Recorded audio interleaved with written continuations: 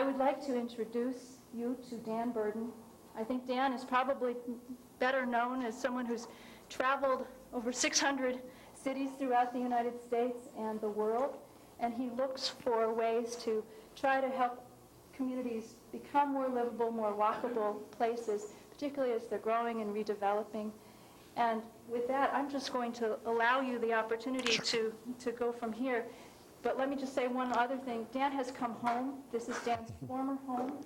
Dan lived here for many years and was one of the co-founders of Bike Centennial, which is now Adventure Cycling Association. Dan? Thanks, Linda. And I want to thank everyone for coming out tonight. I know it's probably one of the most charming days in the universe here. And although I still tell people that Missoula is under a glacier so that they don't move here. Visit but don't move, right? Yeah. Let me see if I can get this. Roger, can I get you to go ahead and turn on the projectors for me? Yeah. Well, good evening. What I'm going to present tonight is a highly condensed version of a full day, what is either an open workshop for community redevelopment and transportation redevelopment, or even larger format for charrette, where major sectors of a downtown or town are rebuilt. I've customized this for Missoula, and but yet you are seeing pretty much a good compendium or summary of what I consider the best treatments going on in our country today as it relates to bringing back livability to towns. The format for this version, 2 to 2.5 hour version, was invented in Washington State. I am under contract with Washington to put on 20 workshops like this. Put on 10 last year. We're doing another 10 this year after presenting to their Association of Washington Cities. I guess it would be equivalent to what, the League of Montana Cities? Is there a League of Montana Cities? And the mayors, commissioners, and city managers loved it so much that they're now asking for it in each of their towns. And you'll see a lot of Washington scenes. I really do feel the real power for community development in our country is coming from the Pacific Northwest. You'll see that in the images, although there are a lot of scenes where I'm more familiar with, like Florida. I truly am spending at least half of my time now in the Pacific Northwest covering the very fast development of walkability. And with that, I'll jump right in. If Roger, if you'll get the backlights, or somebody back there? Okay.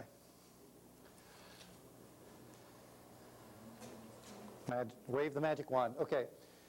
So let's start with what constitutes a walkable community, and you'll very quickly see me turn this into livable community. And I like to define what we're all seeking with this slide. It is Victoria, Vancouver Island. And it's kind of a magical scene for me because it encapsulates, first of all, a moving highway. The traffic is not stagnant. And when you go to cross as a pedestrian, people yield to you, even though it's a 4-lane undivided. It's got a crown jewel that you can look down upon the water, and it's got many layers and levels. And the real note that a place is succeeding is to see people return to the same place 2 or 3 times a day, which most of these people I've already seen 2 or 3 times that particular day. I know this place is working when you see that kind of magic being performed. If we were to do a poll or a survey, and this has been done numerous times in our country, to find out what is the #1 decision factor for buying a neighborhood, and keeping in mind, people are not buying a house, they're buying a neighborhood. The #1 decision always is low traffic speeds. That's what everybody says their #1 choice is in home buying. And it doesn't matter what region you go to in our country, that's what people are seeking. And ideally, what they're looking for is either a scene like you would see on the left, which happens to be Palo Alto, but it reminds me of University, or even the street I lived on, Beverly. It's just a nice street. People drive sensibly, they're quiet, people know their neighbors. We can also see that in a brand new town. In this particular town in the Panhandle of Florida, it's only 2 years old, but again, we've got the picket fence, we've got the sidewalk that relates to the street, a fairly quiet street because the blocks are short and the streets do not generate speed. So this is #1 throughout America. Oh, shucks. Roger, would you mind? This is me back there. It didn't pop. It was my fault. I'll learn to do it better. Number 2 always in the surveys is people want greenways and sidewalks. That's it. Trails, greenways, sidewalks are the number 2 choice for buying a neighborhood. And so you can see the topic we're going to talk about tonight is at the very top of, or should be at the top of every realtor's list. And now how to achieve these is a little more challenging, and that's what we'll talk about for the rest of the day. Let's first focus on, I use that word to motivate, inspire here. Yeah, focus on livability. What I've shown you so far are the first 2 keywords in livability: green space and quiet, traffic calm streets. Well, that's great. I've never had to separate the projectors like this, so I'm going to have to do a little bit of playing around here. Okay.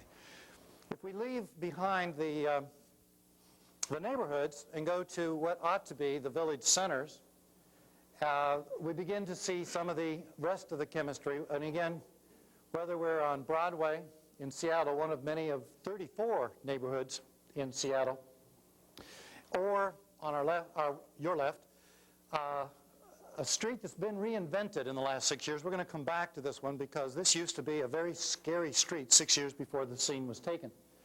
Today it's one of my favorite streets in America. It is the Art Deco district in Miami, South Beach.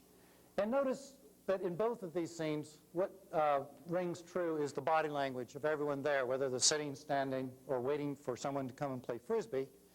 They're there for a reason. You know, it's an enjoyable place. Oh, boy. Let's go back. Roger, if you'll just change that one, every time I do it, I apologize. Now, let's talk about what streets and cities are all about.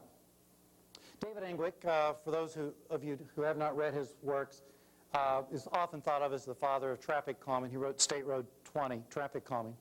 He's from Brisbane, Australia, but he also wrote another delightful book called Reclaiming Our Towns and Villages. And I like this quote especially from David because it summarizes what I'm trying to capture in this presentation, that we are now going to have to put our streets to more work than we have in the past. That moving the traffic, the motor vehicles especially, in and out to deliver goods to the stores, and then of course to buy them and go home or to go to work, that's a very useful purpose for a street. But if we're not achieving the rest of the uses, which is the exchange of knowledge, ideas, friendship, culture, then we really are left with an impoverished community. So our goal is to emulate my favorite city in the world. Does everybody know that one? Barcelona. Barcelona, in front of this scene, there are approximately 30,000 people moving every day, most of them by foot, but some by vehicle. And notice that people will shut down their stores for 10 or 15 minutes in the morning to come out and just to exchange the culture, knowledge, friendship, and ideas. It's a very big part of what a street or the public realm must operate, right? Now, I like to use this shot of Maggie. Maggie's the traffic calming device in Crested Butte. This is Maggie's spot. She's there every single day. I was there for 3 days, and this was the exact spot Maggie would come to. So if you choose to do traffic calming and you want to do it for a dog biscuit a day, hire Maggie. But Crested Butte will not give up Maggie. I will come back to Crested Butte for our closing because there's a wonderful and also a sad story about Crested Butte. Livability is also making sure that we are healthy. Our children today are spending too much time doing this and not enough time doing this. And the reasons are fairly simple. A lot of parents are not comfortable with the safety of their children walking to school or to the park or anywhere, for that matter, or they're concerned with their security. And the problems with security arise from not enough people using the streets. So until we make the streets safe, we can't make them secure. So the two go hand in hand. And cardiologists are very concerned with our children when they're unfortunately having to do autopsies with young children. They're finding out there are very serious levels of fatty deposits building up in the arteries. So we want to make sure we build cities where children are out, active, playing much of the time, and spending far less time in front of the electrons. The other concern that shows up is recognized when we do a walkability audit. It's something we like to do when we go into a community when we have time and can prepare for workshops, is we'll go into the elementary schools, and you can do it yourselves, and you've got folks here from the school system who I think have already done this. Roger, you hand children in the 3rd grade or 4th grade a piece of paper, ask them to take out crayons and map from their home to their school, and to put on all the detail they can think of. And if the children get to walk or bicycle, they put in where the hummingbirds live, where the dogs bark, where their friends live, and you have nice, rich, elaborate detail like you see here.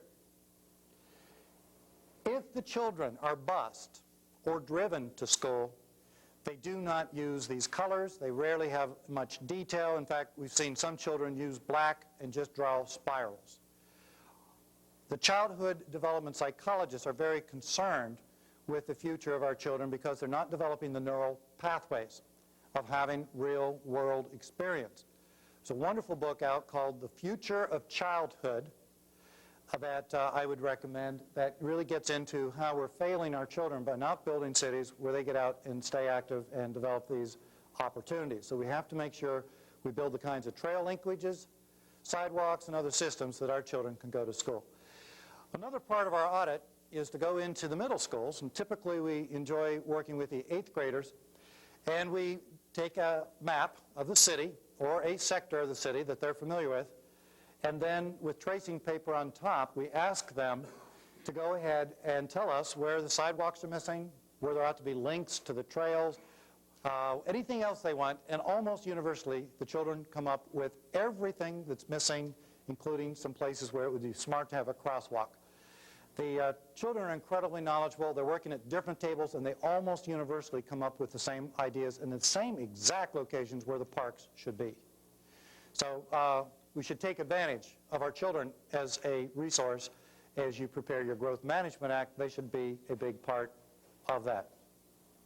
I also like to say that, that we can ask our children what is their favorite place in the out of doors. And if they tell us it's Pike Street Market, that's great. At least they recognize a good place. But if they say the riverfront in Missoula or whatever, it's good. But if you ask Linda Tracy what's her favorite outdoor place, it will be Holland Lake Lodge, of course. Had to sneak that one in. And by the way, Linda, here are some more slides for you and John.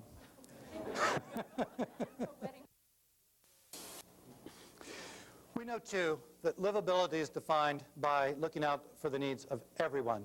And we're getting better about this in America, looking out for those who have some level of disability, whether it be a visual impairment or a motor impairment. And again, this is another reason why building walkable communities is becoming an important feature of community development.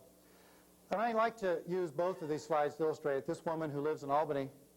If she didn't have the sidewalk directly in front of her house on her side of the street, she would not be able to socialize, and she would not be able to keep her muscle tone in order to stay healthy.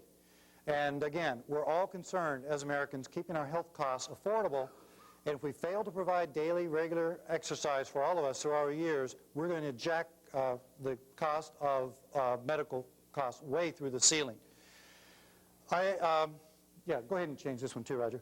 I show this scene in particular because very recent experience. My mom and dad are now in their early and mid-80s, and I took them on a trip to California recently. My mom had always wanted to see Rodeo Drive, one of the best drives in America in Beverly Hills. But my mom couldn't walk up and down Rodeo Drive because there were no benches. She could not sit. And again, the very simple notions, things that we used to put on a roadway for people to use, but now my mom can't walk down one of the loveliest streets in America because they pulled the benches. We have to think with a new set of glasses, binoculars, microscopes, whatever we want to call them. Now, if you take all of the things I've been talking about and wrap them in a package, you define this quality of livability. Now let's talk about how important it is. The scene on your left is Corning, New York. Corning is one of many towns in upstate New York, most of which have been failing because people are choosing to move to a warmer climate, whatever, lower tax base, you name it. Corning, though, stands out as a fairly unique community. This plaza used to be a very busy street. Corning, the manufacturer of Corning ware, every year would go into New York City to hire middle and senior managers and executives. By the end of the year, they were gone. It wasn't that they didn't have a good pay scale or a good management system. It was that Corning was a no place to live. So in the mid-'70s, something that is likely to happen to any river town, the river flooded and took out the factory. And it took out a big chunk of the downtown. And, you know, you have this opportunity here in Missoula. And you're probably thinking about it as the weather starts to warm up. But on their case, it did take out their manufacturer. So Corning was deciding it was time to move on. But before they did, they put it to a town vote. They said, if we choose to stay, we will rebuild our plant. We'll build it above flood stage this time. But we have to have a real town if we're going to stay here. Everybody decided they wanted a real town to have all the attractions of a livable community. And again, you just see one of the many wonderful features they added to the town, a beautiful pedestrian bicycle bridge that goes across the river. Today, Corning is not only the home of Corning Ware, a Fortune 500 company, but 2 other Fortune 500 corporations. This town is just now evolving. It was a former company town, but small, called DuPont. It's just south of Seattle, about 60 miles. It is a town that, again, because DuPont did pull up stakes and left town after the U.S. no longer needed gunpowder, thank goodness. But now there was no one to employ folks. Along comes a group of new urbanists, including Peter Calthorpe, and they redesigned the space. You can see the early sections, these pods, cluster homes will be built, preserving the ecology. In all the spaces you see here, it actually developed much, much larger than you see here. It eventually have a build out around 20 to 30,000. You'll see the trails moving into a brand new factory. This is the regional headquarters for State Farm Insurance. But here's the rest of the story. The state of Washington was approached by a major corporation in our country. They wanted to build their new factory here, the clean industry, and they wanted some incentives. Washington offered them very few.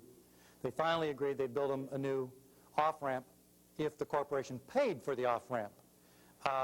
The corporation decided to move here because of quality of life, and the name of the corporation is Intel. They're bringing 6,000 to 9,000 workers to this particular valley, and in fact, they've already built their factory.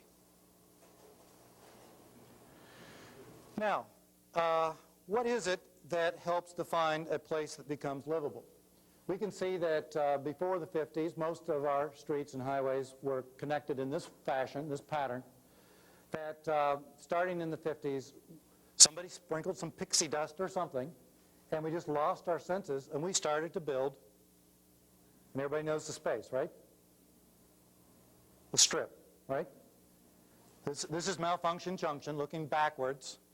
You can see the lack of sidewalks, the lack of bike lanes, the lack of edges, the lack of real medians, and the lack of people, right? And that's pretty much the way it still looks to this day, am I right? So we lost our senses. The good news is that this stuff wears out, right?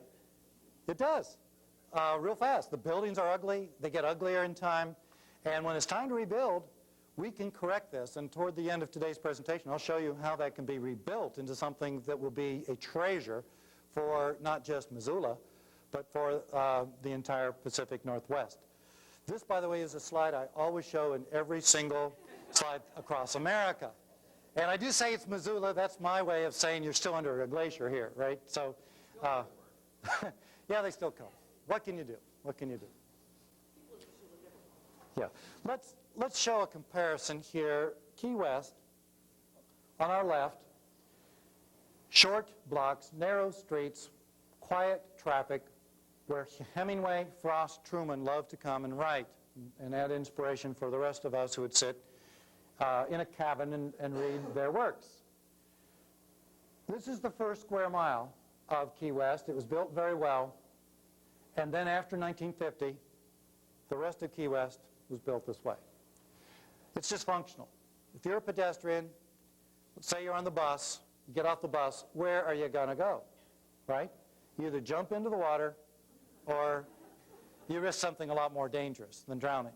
If you go the other way, discontinuous sidewalks, poor drainage, a highly dysfunctional roadway, typical section. On the opening week, January 1995, 3 people lost their lives here on 3 totally separate events, all within 1 week. It was a wake-up call. We formed a community traffic safety program, which still meets monthly, and they're cranking out wonderful ideas of how to improve the entire island. This is now becoming the study site for the Federal Highway Administration on 3-dimensional and 4-dimensional planning. The reason they're doing that is the Florida Department of Transportation in the 1980s attempted 2 times unsuccessfully to build a better road here, and every time they were thwarted by the stakeholders who didn't want to give any easements and just thought that everything was hunky-dory, and it wasn't. Well, today, with the 3-dimensional and 4-dimensional walkthrough, they'll literally be able to show them different opportunities of success, economic success for this street, if they will grant easements. So we say that's another very important part of construction of roadways in the future, is to be able to convey to the stakeholders their role in building a good street. But before we talk about what constitutes a good street, let's talk about what constitutes great form. This is one of my favorite examples from anywhere in the world. It is the exemple, roughly interpreted, the example. It is designed by an engineer, a civil engineer, who at the time worked for Spain's Army Corps of Engineers, and decided that the greatness of his country rested in building a marvelous new neighborhood in its greatest city, Barcelona. He designed it. It was designed in the 1860s, well before there were automobiles.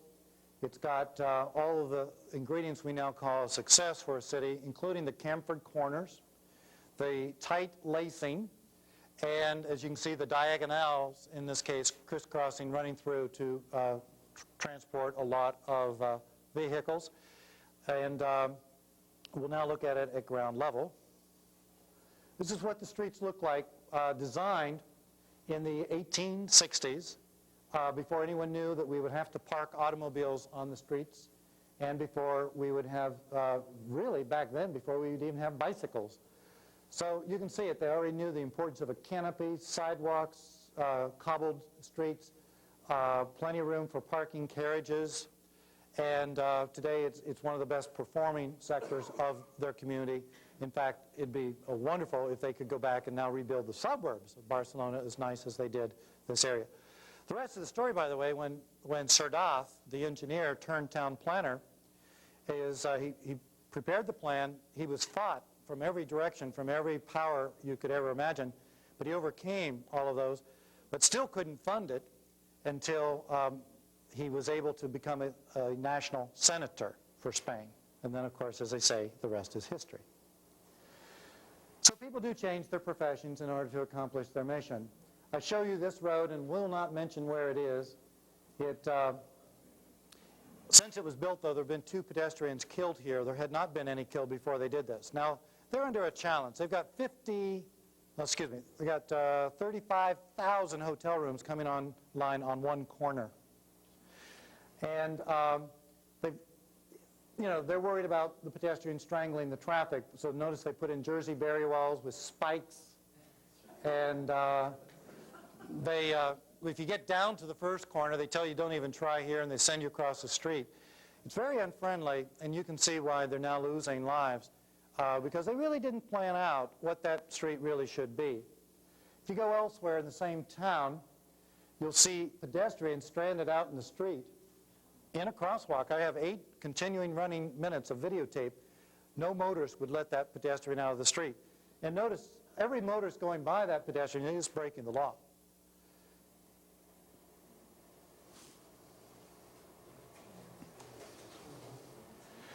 I now want to show you towns that have awoken, have rebuilt, great places for walking. This one again is in South Beach. It's called Espanola Way. A good friend of mine owns this half of the block. When she bought the block, it was worth $750,000. They had security cameras on the corner 24 hours a day. She and the person on the other side of the street formed a business association, the Espanola Way Business Association, and they agreed to fix up the outside of their properties and then went to the city and asked the city to rebuild the streets. Here it is today. The value of her property went from $750,000 to $4.8 million. So you can see how the city will get back in its tax revenues a much higher amount in time.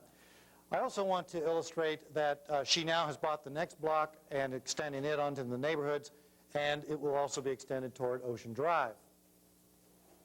Ocean Drive is the street I started in the opening and explained to you that it's gone through a radical transformation in the last 6 years. 6 years ago, if you went to that street, you went there for two reasons: to buy drugs or prostitutes. Today, you can't find either here unless you really look hard. Today, this is the second busiest street in all of the Southeast. It makes more money, exchanges more culture, friendship, knowledge, and probably beer than any other street in the entire Southeast. People now come here to cruise. When you have to put up signs saying no cruising, you can, again, say that you've probably arrived at where you're looking to be. But again, this was a partnership, the Ocean Drive Business Association. They got their act together and then approached the city and asked for the funding to fix up the street. And you can see the result. The next street's bigger. It's US A1A in Fort Lauderdale, voted in a recent NextT or ICE-T or STPP study as the most dangerous city in the world to be a pedestrian. And you can see some of the challenges of this street before. The diagonal parking made the road very dysfunctional. Anytime someone wanted to pull in, they'd lock up both sides of the street. And any evening, you could not move emergency responders, you could not move transit, you could not walk, and you, of course, could not drive. The city took the initiative. They formed a business association partnership with the Florida Department of Transportation and then built this section. Notice they've eliminated the diagonal parking. It's now on the side streets, but now you can cross the street. And because you can cross the street, everybody does choose to park on the far side. And wider sidewalks, nice medians, plenty of movement now for the motorists, even though there's technically one less lane. The traffic moves much better and more appropriate speed. The next section of A1A that they built is the one you see on your right. They dropped two more lanes. Those two lanes moved over another block. You can do that. And then they added in the bike lanes. Notice the bike lanes act as a buffer to the sidewalk. And in fact, I can't even see a car in the street now, even though it's one of the busiest Sunday afternoons of the year. There's plenty of traffic movement, but now most people get out of their cars, walk, bicycle. Venice, Florida, one of the original John Nolan designed towns, had become a mean-spirited downtown in recent decades. And after attending one of our workshops, they went to work, did the bulb outs, the mid-block crossings. Today, they've taken down all the speed limit signs because nobody even approaches the speed limit. They're useless. And before, people were going through at 35 or 40, so you can see the difference. People who are older, who are blind, are now coming back to the downtown. You'll see children in the downtown. They did this as an add-on to a state reconstruction project. They resurfaced the road, and so the city added $80,000 of its own money to add in the bulb outs and the other landscaping, and now they've got a new downtown, and they've gotten their stores back up to 100% occupancy. In Delray Beach, Florida, Atlantic Boulevard, this used to be 4 lanes. This is a tough decision. The merchants would have told you 4 years ago that they had to have a lot of cars go by their store in order to have customers. But one day they woke up and they said, well, nobody's buying anyway. They're going too fast. Maybe we do better without 4 lanes. So they asked the state if they could give up 2 lanes. It's a state road. State DOT agreed, and we said you have to put a street on, or a lane on either side of this street. People could go over 1 block and go 40 miles an hour if they wanted to, but they don't. They come right down the middle at 7 miles an hour, very happy to do so, and most of them are just looking for a place to park, and now they're getting out, and now they're buying. So one of the great myths that cars buy, right, has been replaced. No, it's people that buy. The cars don't buy anything. When I went to Florida in 1980 and sadly left Missoula, Montana, I saw a scene a lot worse than this. This is International Drive. A lot of people go there and stay in hotels and go to restaurants. There were no sidewalks when I arrived in this city. None. You can see today, this is today, there are sidewalks. There's an occasional crosswalk, some signalization to help the pedestrians get across. But there are no pedestrians. The businesses are failing. The reason they're failing is they don't have any vision. They don't understand what this road could be. So all the business now has moved down about a mile to a new section of International Drive that is enjoyable and is a good walking place. So finally the businesses have come together and they decided this is not what they want to be, this is what they want to be. Now look at the difference. Count the number of sidewalks on the left on this scene. I'm sorry, the number of driveways, and then count how many driveways there are on the other scene. That's cooperation. They understand that if they're going to have medians, if they're going to have good walkways, green edges, and really create a true presence for people to come and shop again and stay in their hotels and eat in the restaurants, then they've got to cooperate and build a good roadway section. And again, it's not the cars that are buying anything. It's the people who come there. Now, there are a few secrets I've learned as I've traveled the country, and what I like to say is I've learned my messages from my audiences. One day, I was meeting with a member of a board of directors that I used to run for the American Youth Hostels. One of my board members was the vice president of American Airlines in charge of marketing. And Rob looked at what I was doing and handed me an index card and said, Dan, remember these 5 words. If you want anything to be successful, these are the 5 key words. Doesn't matter whether it's a hotel, motel, airline, a neighborhood, a downtown, a block, anything. Everyone who comes there wants security. And they also want it to feel secure. It's not just got to be real, it's got to be perceived as secure. They want everything to be convenient, nicely packaged, just as we see outside the doors here. You've got wonderful shops, nearby apartments, colleges nearby. The entire 10 years my wife and I lived here, we did not own a car. Certainly we didn't for the first 8 years. We did after we had a child. But we had the convenience. We also had the efficiency. Without a car, we were able to buy a home. We were written up in Money Magazine for buying a home while we were college students, both paying for tuition, because we didn't have to buy a car. Comfort. People want a feeling of comfort, and of course they want to feel welcome. So let's look at different visions, and we can decide what levels of these 5 keys that we see. And I'd like to start with this one. This is Winter Park. It's a restaurant, and people will drive 2 hours to get to this town to have a Sunday afternoon lunch. And they'll do it not because of the chef or the management, although the chef is probably very good and the management's very decent. They do it because it's on a good quality street. So after they turn in their name, they can go out and stand on the sidewalk, take a brief walk. Note the body language here. People are happy to be here. Then they go in and eat their meal, and then they can come out for a walk. And you can do that in Missoula, Montana, both downtown and, of course, here on, what's this side called? It's the this little nice little village area called South Side, sure. Now, if you took this restaurant and put it there, right? Is anybody going to drive for 2 hours, right? Are they going to put their name in a queue and wait 15 or 40 minutes for a meal? And where in the world are they going to walk after they've had their meal? So this is Ottawa, great town, but a lousy location for a restaurant. again, decide for yourself among the five. Security, comfort, convenience, welcome, efficiency. This one, Washington, D.C., or this one, Fort Lauderdale. SeaWorld's parking lot, everybody else's, right?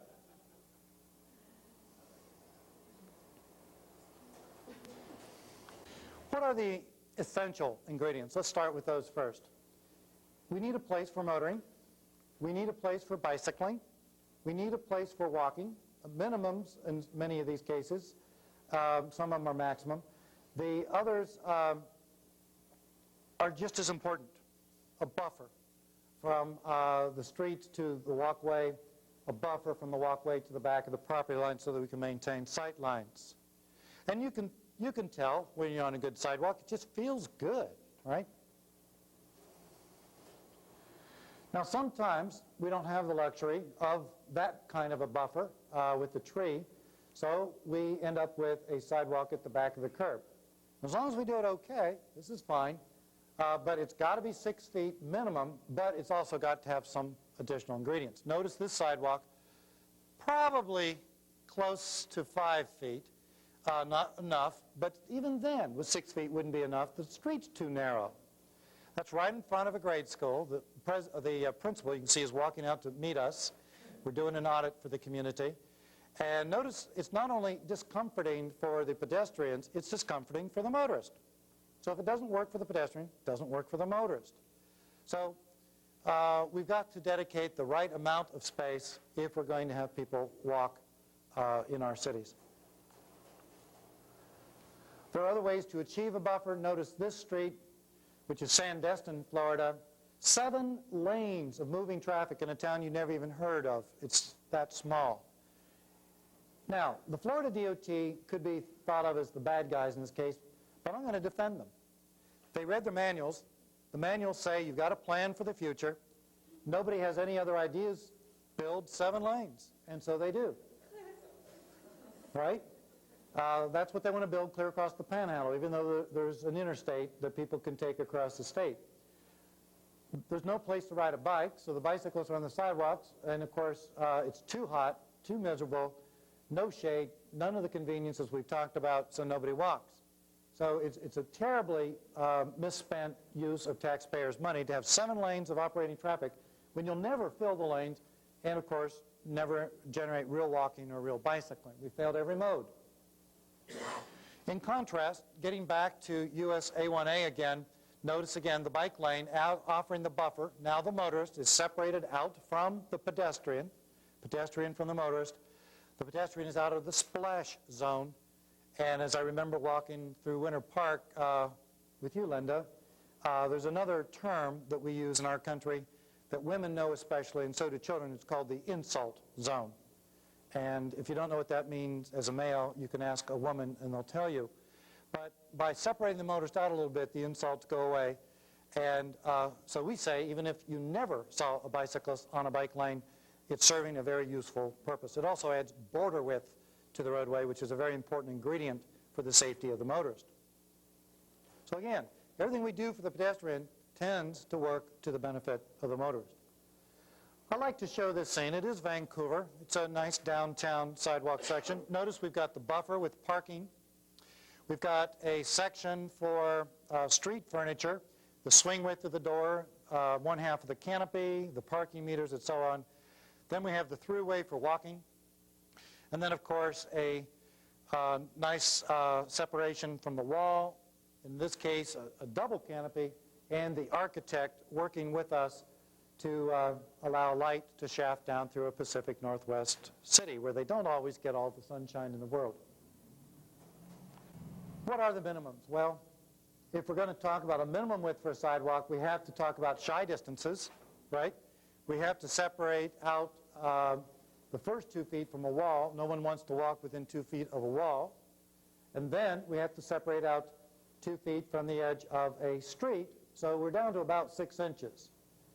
These are 2 average-sized people.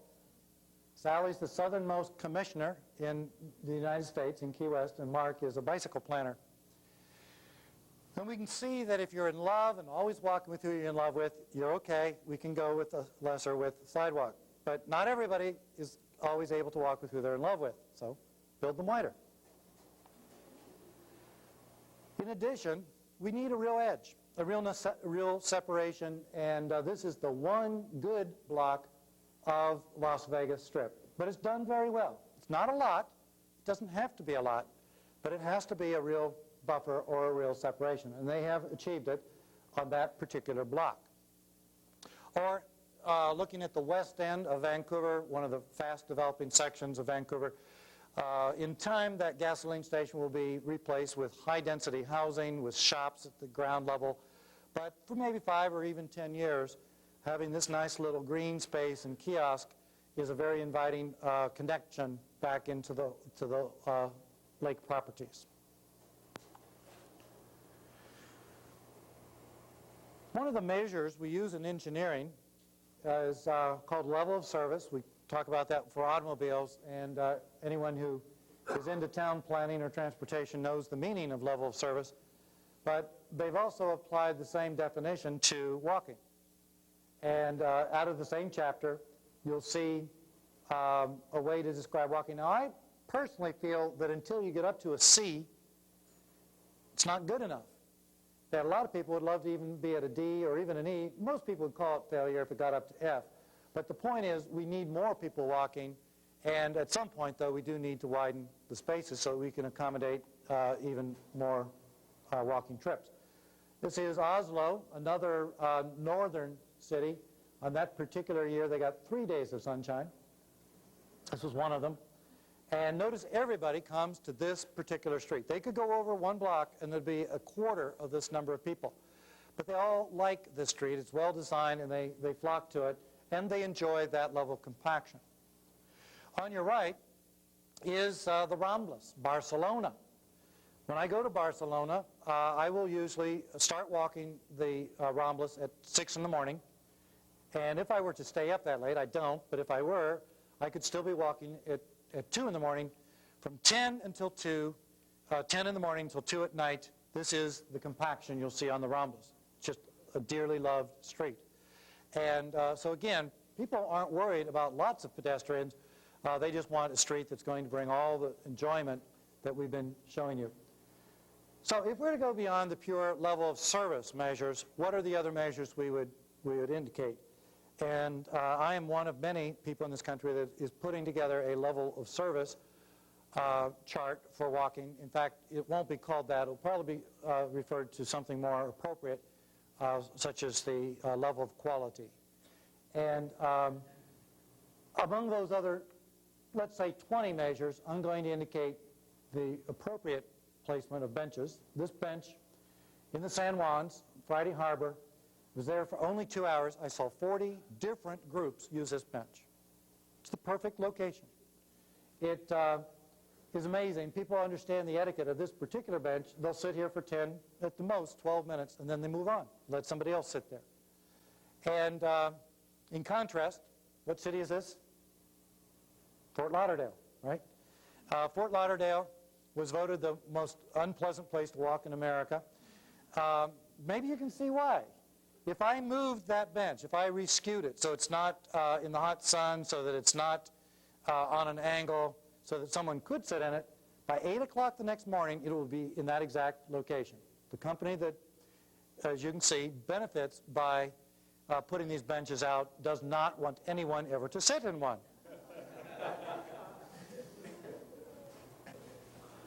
Walking the streets of Palo Alto at night, I discovered a treasure secret they've got. First of all, they do use tungsten lamps, nice warm glow, low-angle lamps to light their streets in their commercial districts. They have a certain ambiance that they create, and in their case, it's a certain style of lighting their trees. But there's a third measure of lighting they use, and that is they have agreed as shop owners to leave their lights on until 11 at night. So everyone who walks the streets gets a chance to feel secure. So more people come, so there are more people, therefore the downtown is more secure at night. And as a result, even if only 1 out of 10 shops is open at night, people will come back the next day, the next week, and buy something that they saw during their evening stroll. Very important point to cooperate as shop owners and leave the lights on until a designated time. A lot of what makes a walk great is subliminal. It absolutely is. For example, if you walk the streets of Portland, nobody's telling you what they've done, but your brain somehow interprets it. Notice we've got one texture and color for standing. We call that loitering in our country, right? Window shopping. And by the way, they don't have that word in Europe. There's no such word. On this side, another texture, another color for the street furniture and waiting for the transit. And then, of course, the main travelway in the center. And all of this builds the feeling of a pedestrian that they truly are wanted, that people would like them to be there, and that it's okay to linger in a place. I'm going through some principles that I've discovered by reading Christopher Alexander. He's written 2 books that I always take to Europe with me. One is Timeless Way of Building. It's thick. It's like a Bible. It's on tissue paper, the same paper that they make Bibles out of. And the other book is even bigger. It's called Pattern Language. And when I go to Europe, I'll read a chapter a day, and I photograph just what's in that chapter and nothing else. But one of the great desires, passions of all people on our planet is to sit in a public place, to see and to be seen. We need outdoor cafes. Another universal truth pointed out by Christopher Alexander is the desire for children to touch water. They have to. There's a famous quote in The Future of Childhood about Mayor Royko from Seattle? Royer, thank you, from Seattle, that the architects who were redesigning Seattle's waterfront came to present to the city council, and someone on the council asked the question, have you shown your plans to children? Well, the architects had not. They were told to. They did. And what did the children ask for? Yeah, they asked, how do you touch the water? Of course, the architects redo the waterfront, and now the children can touch the water in important places. So all I'm doing is showing you the secrets that towns all throughout the world have discovered. When we ask children what's missing in their town, they always tell us a skateboard park, right? California is building them like mad because they're listening to their children, and they don't want them to skateboard in the downtown. So they find a good place. Children universally tell us they want water parks. This one was built in Sydney Park, Vancouver Island. Children tell us they want sliding boards. How many of you slid down this sliding board? All right, some alive spirits here. For those who don't know where it is, tell them where it is. Spokane, of course. And this one you don't know where it is. I'm almost certain it's in Denmark, and it connects 2 neighborhoods. Right? That's how the children slide into the school. And nobody knows how they get home from school. And of course we need art, right? When I was a child growing up, my dad was a fire chief, and they had a dog named Rusty. This is Rusty's dream. Here's another secret, right? This is just a show of secrets. I'm just telling you other people's secrets. Grand Junction, Colorado, in 1962, invented a new concept that not too many people have copied yet. It's called Art on the Corner. They contact every sculptor in their state, and they tell them, we have an outdoor gallery for you. We would like to put out art on every single corner in our downtown, along our main street. They've been doing this for close to 30 years. Every year, at the end of the year, the citizens vote on the piece they want to keep. They buy that one. All the rest gets sold. So it's free advertising for the sculptors. And some of the banks will buy the big ones. One of my favorites is Chrome on the Range. Patterns, textures. Again, all we have to do is look and discover our favorite places to walk, and then figure out what is our color or our texture for our community. Alleys. This is a before and an after. It is Vancouver, and gives you an idea of all the wonderful treasures that are waiting literally waiting to be discovered in downtown Missoula. We do have some of the best alleys in the country, but we have to capture them. Sometimes it means burying utilities, could mean any number of things, but it certainly means that we could really do a lot better connections and have some nice trade. Okay. Walking should also have a regional flavor or theme. Boulder, Colorado has its Boulder Creek. Seattle has its downtown waterfalls. I think Missoula's greatness is on its river banks, and I think you're already tapping into that nicely, but could probably do even more. But this is what you become known for, is how you've captured the regional feeling in your town. I want to talk a little bit about how we capture all of this and put it together. The gentleman sitting at this table is a friend of mine. His name is Doug Tauchin.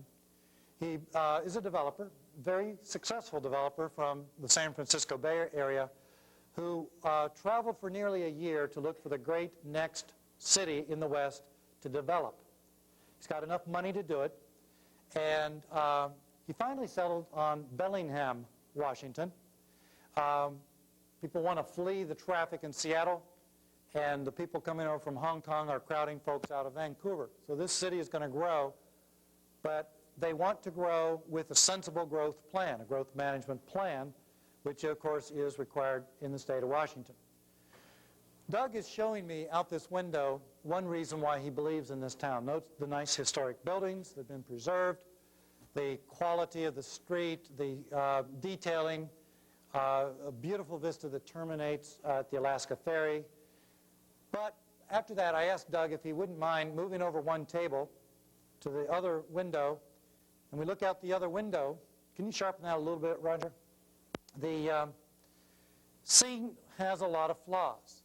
Intersections too wide, a lot of open, lack of a true definition of a driveway, no edge, people move in and out. And adding insult to injury, the mast arms are just not appropriate for this historic street. We recently had our Florida DOT buy and place totally the wrong size mast arms on the Art Deco district, 3 times the size they should be. And when I asked them why they chose that particular design, they said they bought them on sale, right? A lack of sensitivity, that if we're going to come together and create a real place, we all have to work as a team. That means every agency, every group has to understand what the end goal is to create a really wonderful place.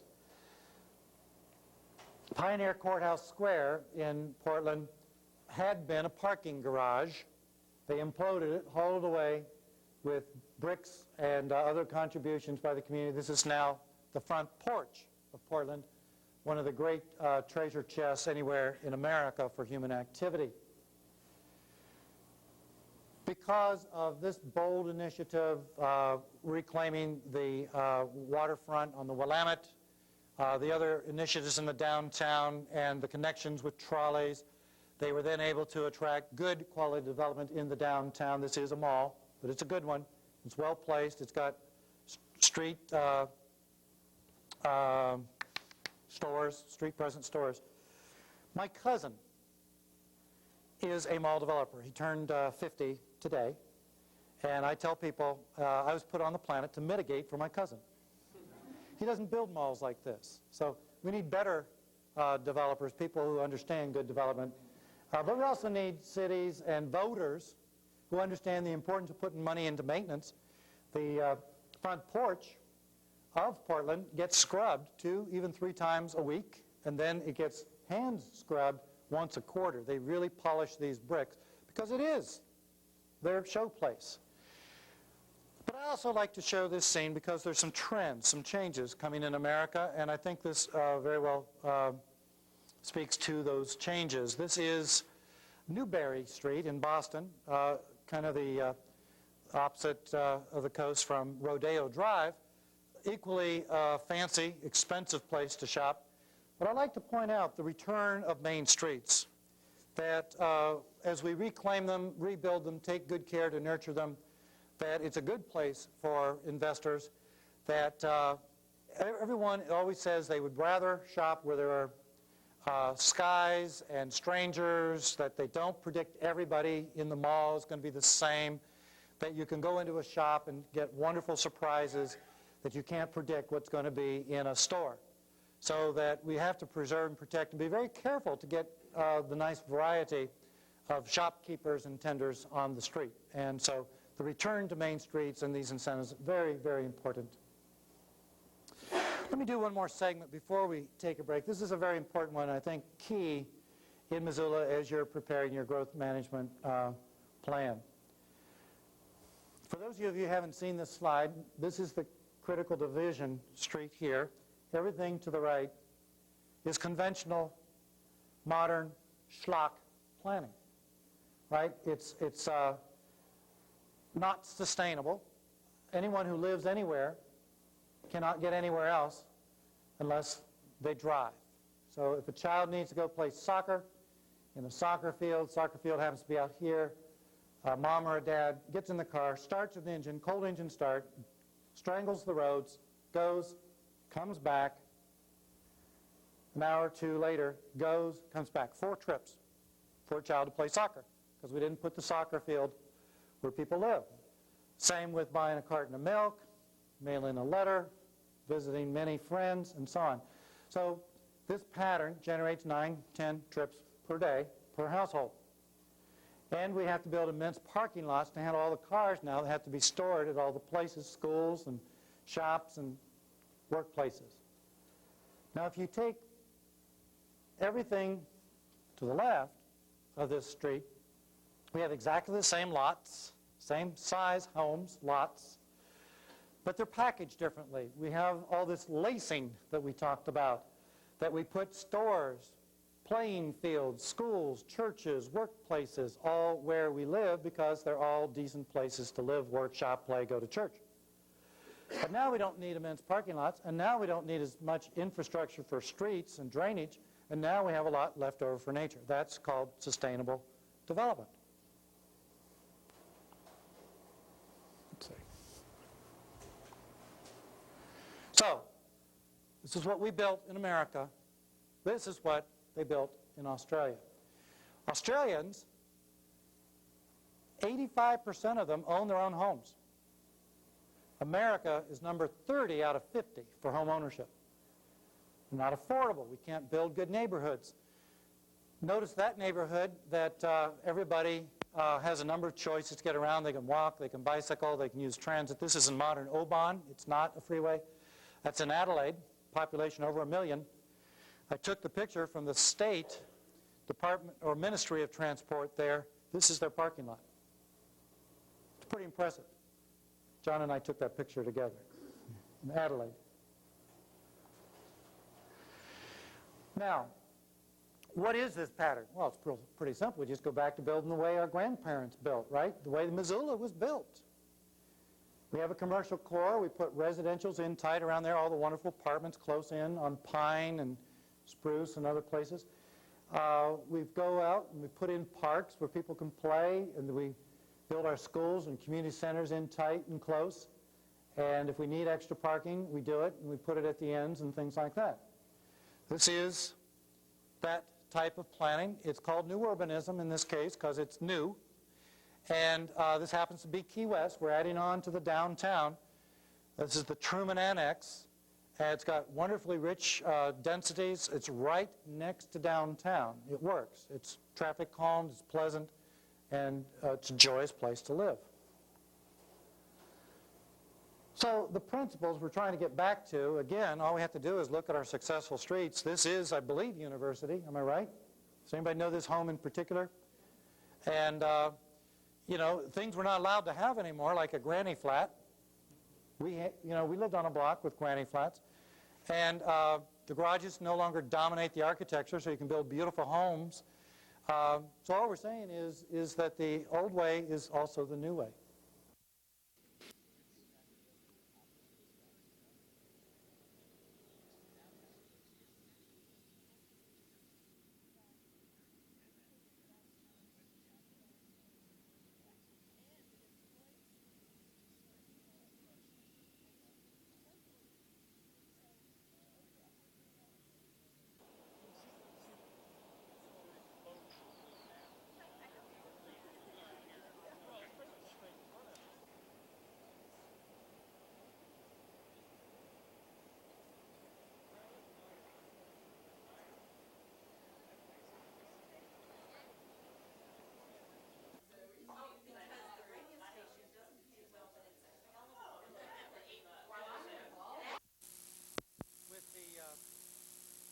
suburban corner, right? The Trempers, the Malfunction Junction.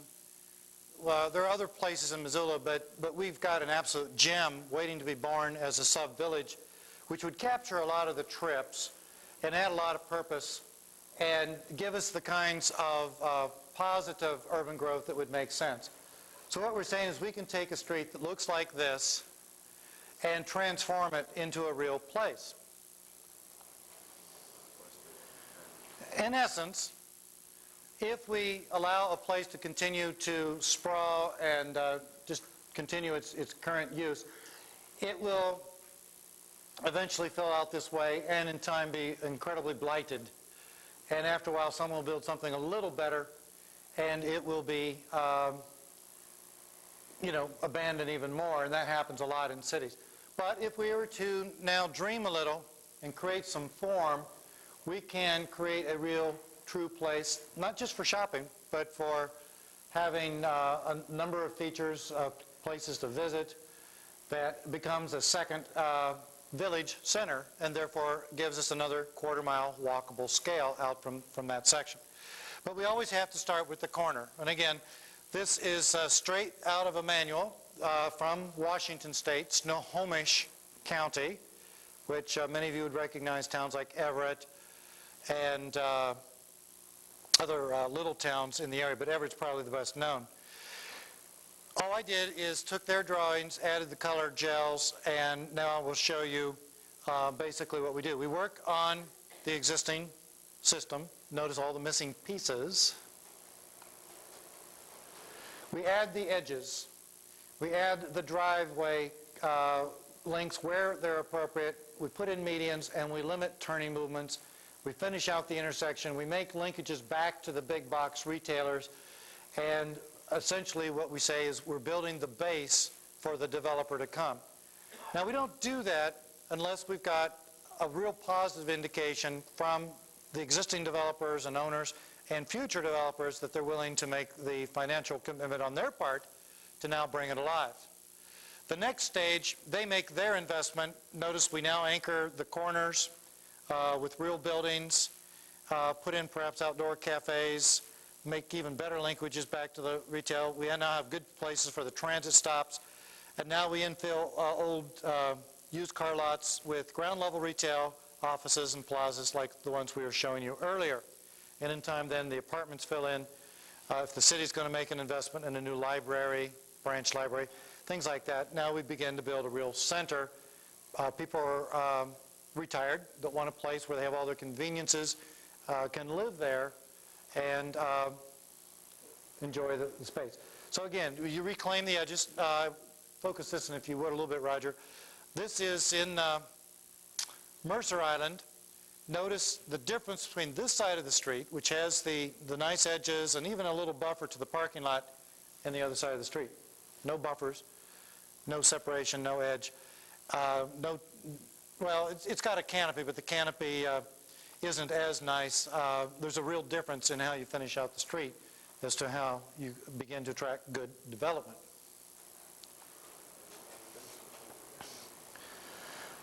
One of the patterns we're talking about is, of course, that we bring forward. Rather than setbacks, we talk about bring forward. And so we're discouraging the one on the left, encouraging this style of development, and you could see that all up and down places like Brooks. This I like to use as an example because McDonald's typically will rebuild their stores every 12 years. So will most fast food restaurants.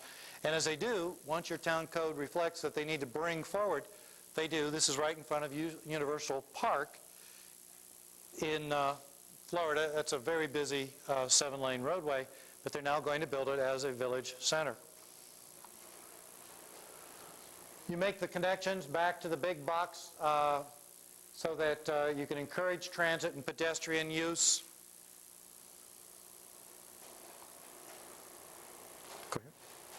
And then you anchor the corners. Once again, notice a Camford corner here, nice ground level retail, shops, offices above that, penthouses above that. This is Palo Alto. And the architecture takes on a theme for the street and perhaps for the entire area. It's very well thought through. On our right, Vancouver. This is just one of many of their what had been strip-style streets converted to real town village center. Everything within a quarter-mile scale. Interesting story. Last time I offered a course in the Bellingham area, at one of the breaks, one of the students came up and said, Dan, run up to Vancouver after this course and photograph, I think it was Kings Highway. He said, it's the last strip street in all of Vancouver. There are no more other than the Kings Highway. So I ended the course a little early, drove as fast as the law would allow, got there, and I was too late. That's a joke, okay. But it's almost that fast. If you find a strip-style street, I'd be amazed because I looked. I've gone back 3 times to find one that still looks like an old strip-style street.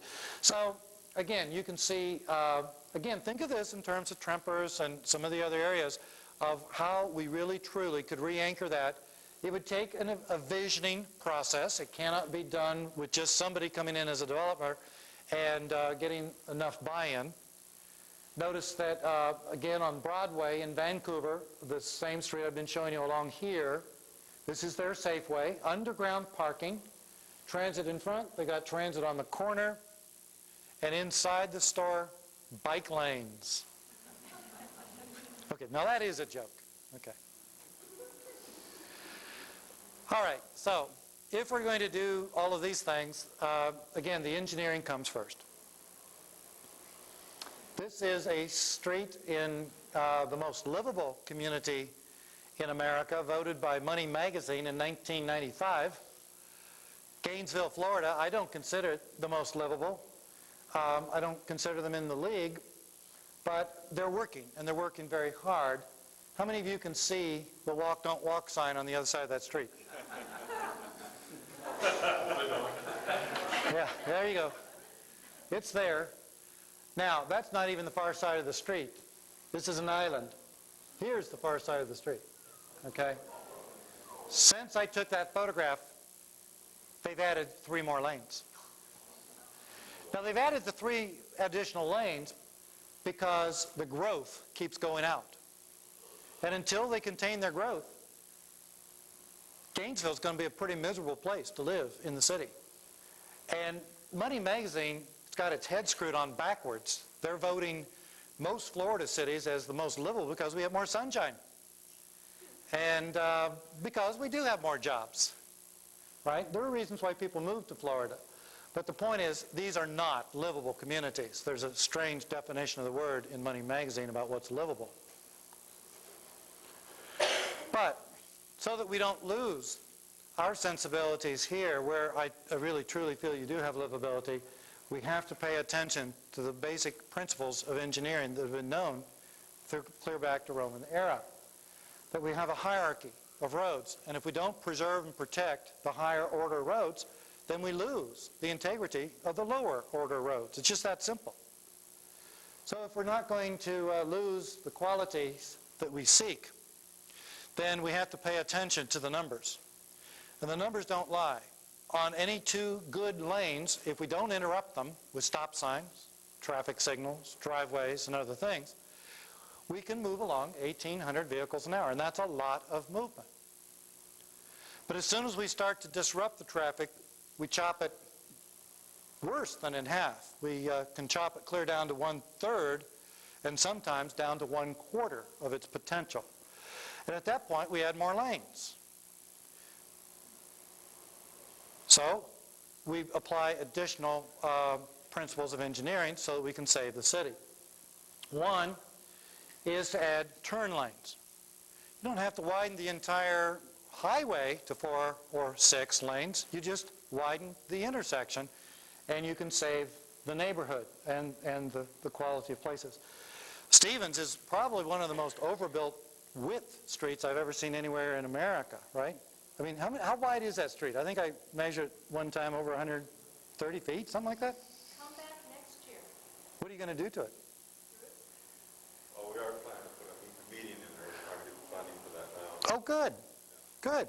It's over, I think it's 100 feet wide, if I remember right. Okay. Curve there. Okay. Fortunately, it's only 2 lanes, and of course, it doesn't need to be any more than 2. But there may be a time where you need to widen out certain intersections, but we can also do, and I know you're doing it here in Missoula, is considering roundabouts, which is our other choice. I like to use this slide. This is slides from a city that wants to be Missoula but isn't, never will be. It's called Boulder. And Boulder's made a lot of good decisions, but they make some bad ones. This one I consider a bad one. They widened this road to as many lanes as you see. Then the developers come in because of the noise, because of the speed, because of the traffic. They build the back of the properties to the street. We didn't used to do that in the olden days. But look at the traffic. Most of the time, there are no cars there. So where are the cars? Well, they're sitting, waiting to be released because of traffic signalization. We did some engineering analysis. We could go in, we'd have to work with 3 intersections. We could turn them into roundabouts. We could drop 2 lanes immediately and turn it into a very pleasant, almost a country-style atmosphere for that street. But it does take a new tool.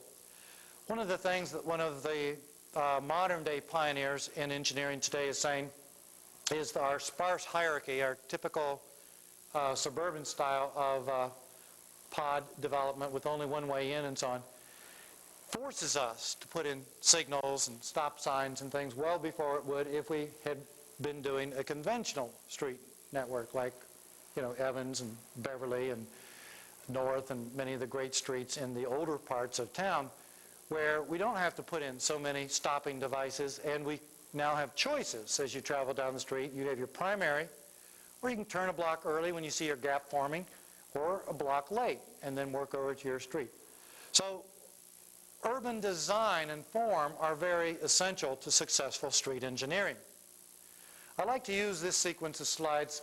In the upper slide, we have our neighborhood street with bulb outs connected into a nice little mixing street where we have our exchange, culture, friendship, knowledge, ideas, and so on. And then at the base of this street, keep in mind the function of these streets: neighborliness, intimacy, interchange.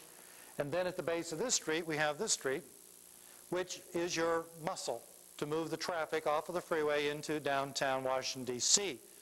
Very efficient use of lanes with medians, with very careful selection of where we put parking and driveways and so on. So every classification of road has its own distinct uses as a tool to a community, and you don't want to mix them up. So let's start with the ones that most of us are most concerned with most of the time, where we live. And notice we have choices. We can do either of these things. This particular street in a town where I used to live, Tallahassee, is a disastrous street. Nobody likes that street.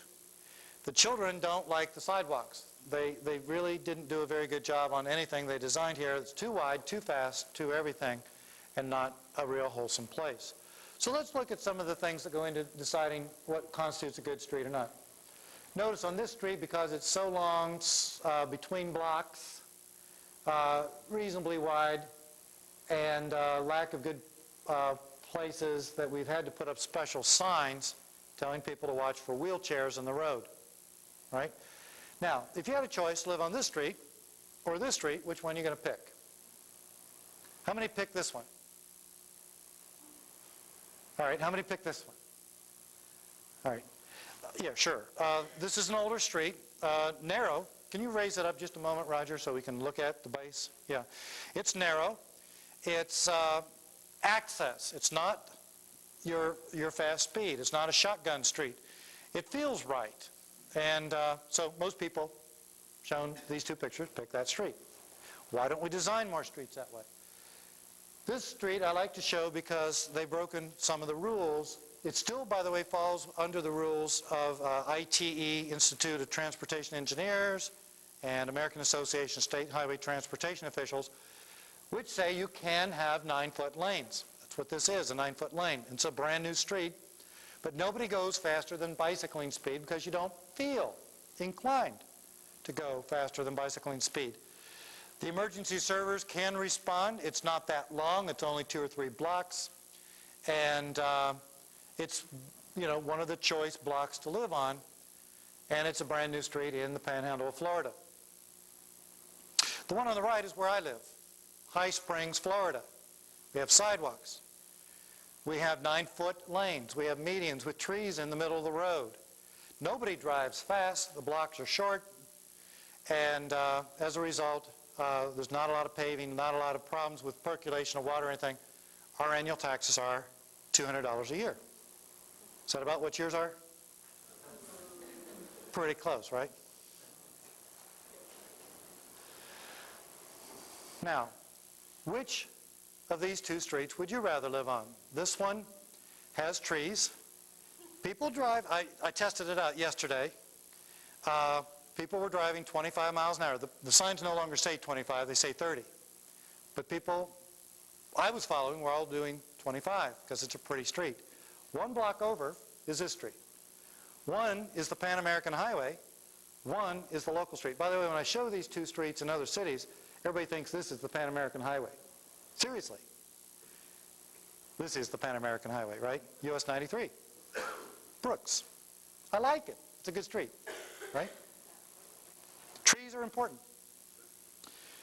2 weeks ago on Sunday, I was in Philadelphia. This is South Street, Society Hill, one of the oldest neighborhoods in America, over 300 years old. Look at the size of that street. That's a minor arterial. Now, I'm not saying build your minor arterials that way, but if you have a very successful commercial district, people are only going to go there to find a place to shop, and it becomes an access street, even though it might have another category and be used for other purposes other times of the day. One of the side streets still in Society Hill, again, you can see that we used to build streets not as big and as wide as we can. The street on the right is in Florida. The street on the left is in Denver. The street on the right generates speeds typically around 50. The street on the left, typically around 20 to 25. They're both exactly the same width in terms of right-of-way, and I believe in terms of curb-to-curb extension. Again, the difference is the median and the trees, and I'm so pleased that you're looking at Stevens as a median. It's just a natural. Make it a park. Also in Boulder, the street on the left is in a trailer park. It's a private street. Children start their trip to school there. When they get down to the end of that street, they're on this street, which is the public street. This is how the children finish their trip to school. Exactly the same right-of-way in both sections. There's nothing that says that a public street can't be as safe and enjoyable and pleasant and secure and convenient and efficient and welcoming as a private street, right? Go ahead, Roger. Mercer Island just redid their little downtown. One of the streets in the downtown that they just did is a center scramble lane with bike lanes on the edges, and the other has a median. You can kind of decide for yourself how fast you would drive one, how fast you would drive the other. So what we do with engineering, with the tools available to us, have a lot to do with people's mindset, how fast they drive, what their feeling is as they drive up and down the street or walk up and down the street. The street here, you can see, used to be 4-lane. Do you see the old center line? They're converting it. It's in Seattle. I think I've got that in backwards still. I keep trying to change that around. But what's wrong here? Notice there are no driveways. They have alleys in the back. There's no reason to have a scramble lane here. And eventually there will be bike lanes there, and they'll take the space out and put them in as bike lanes. So you can see we can convert streets from 4 lanes to 3, 3 down to 2 with bike lanes. This street used to be 4 lanes. This street has carried as many as 29,000 cars a day with this 2-lane plus scramble conversion. Okay, so it had been 4. They dropped out 2, picked up the scramble, and here's what they gained. When it was 4 lanes, it was always breaking down. Anytime someone wanted to turn left, they would stop. They might get rear-ended, they might not, but everybody else would scramble around them, right? So it was a dysfunctional 4-lane section. So by adding in the 3rd lane, dropping 2 lanes, adding in the 3rd lane, they were able to suck out the left-turning traffic and make the road smoother and more safe. The next thing they did, by doing this, had some extra space left over, so they added in the bike lanes, and now you have movement for bikes. And now that you've got a buffer to the sidewalks, it's pleasant to walk. And now that it's pleasant to walk, it's pleasant to use transit. So by dropping 2 lanes, they improved the safety of the motorists, they improved the efficiency of the highway, they improved walking, they improved bicycling, and they improved transit. And here's another benefit. They actually move more cars at a lower speed. The motorist now, whoever's in front, sets the speed for anyone behind. You can't go faster than the car in front of you. So everybody now is driving a prudent speed, so it's safer on that hand.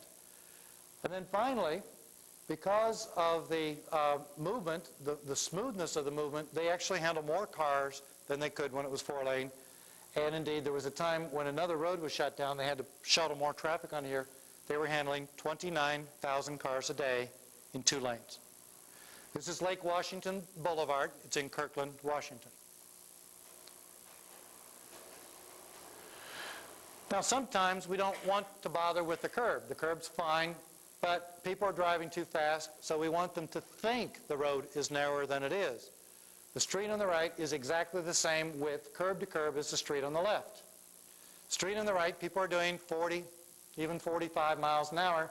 It creates a lot of noise, a lot of problems, and it may be reasonably safe, but it's not as safe as it could be.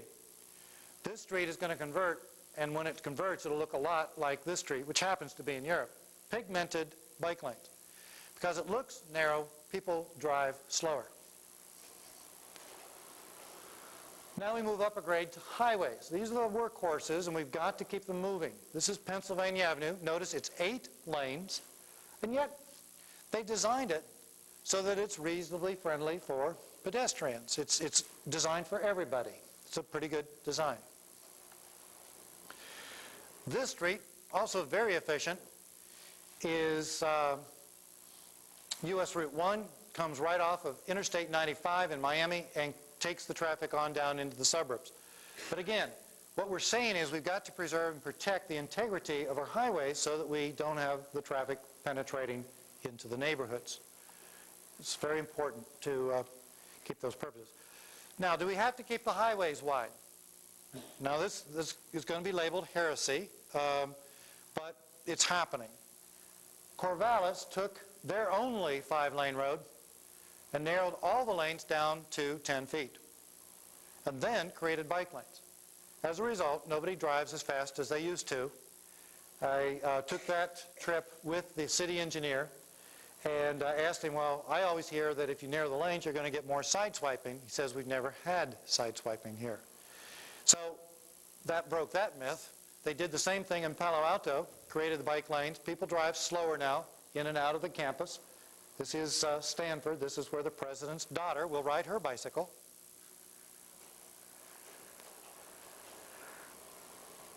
Which street would you like having come into your downtown?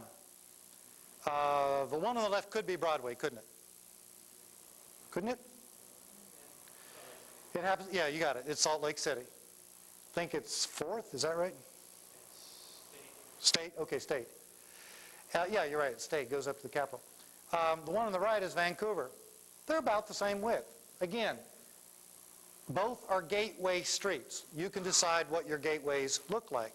And if you want them to look like the one on the left, you've already got it. One of the interesting discoveries in recent years, also by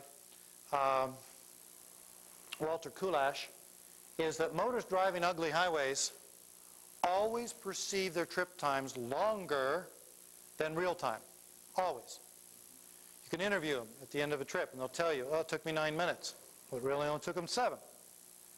If you build a highway with a certain level of beauty, same cross-section again, they always perceive the trip time less than real time. So the real time on this one is also 7, but they perceive it only took them 6 minutes. So it's really interesting that in engineering, we can't necessarily give them more lanes or more space, but we can give them a perception that their time is less. And that's what the motorists are asking for, is less time. Let's talk about intersection designs real fast. I want to speed this up a little bit. And again, in a full workshop, we would go into all the details. So I'll just basically say the scene on your left, which is what I think is one of the better designed intersections in America, Washington, D.C., Connecticut, and K.